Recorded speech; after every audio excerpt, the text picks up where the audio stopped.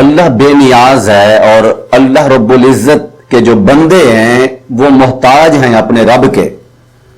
تو اللہ خیر الرازقین ہے.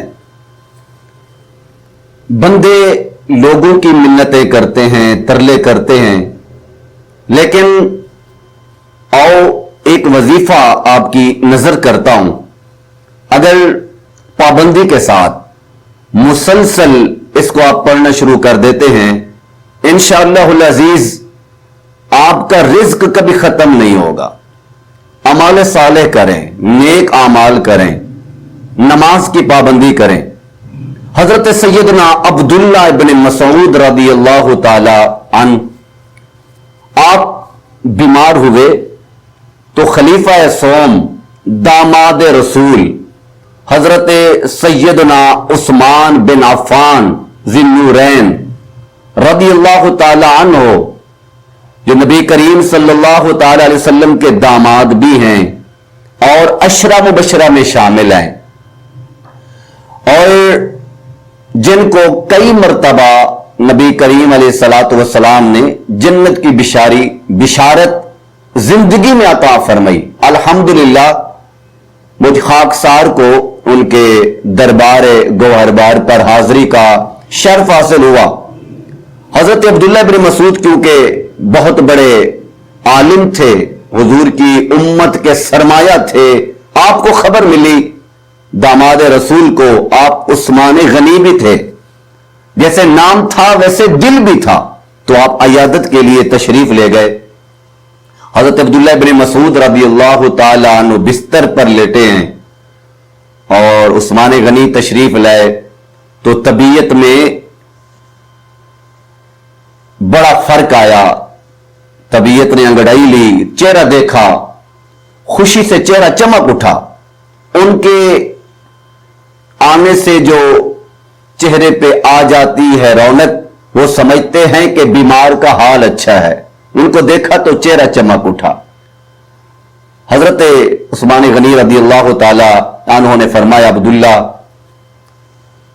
آپ کو جس چیز کی ضرورت ہو بتاؤ میں پیش کروں. آپ کے لیے درہم و دینار کی تھیلیاں بھی لایا ہوں.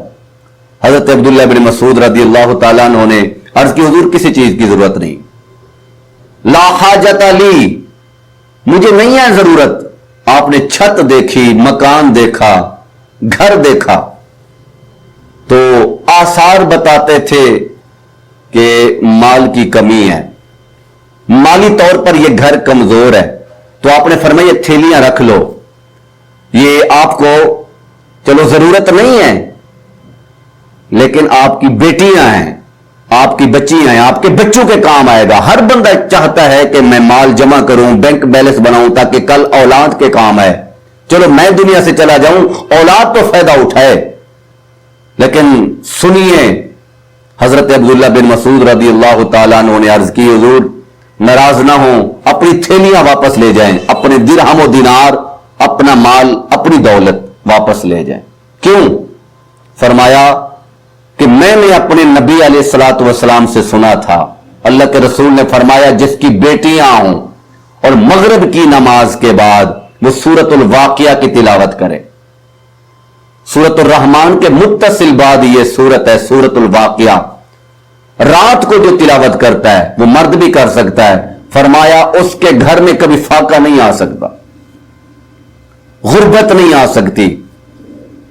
تو جب سے میں نے یہ فرمان اپنے نبی کا سنا ہے، میری بیٹیاں 4 بیٹی ہیں، یہ وظیفہ پڑھتی ہیں، کسی چیز کی کمی نہیں ہے. تو وہ لوگ جو تھے ان کا ایمان تھا، عقیدہ تھا، جو بات سنتے تھے اس پر خود بھی عمل کرتے، ان کی نسل ان کی اولاد بھی عمل کرتی تھی.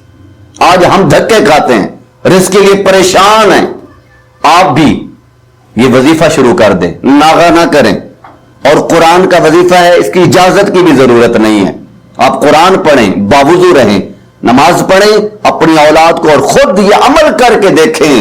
کائنات جھوٹی ہو سکتی ہے، لوگ جھوٹے ہو سکتے ہیں، پر محمد عربی صلی اللہ علیہ وسلم کا فرمان جھوٹا نہیں ہو سکتا.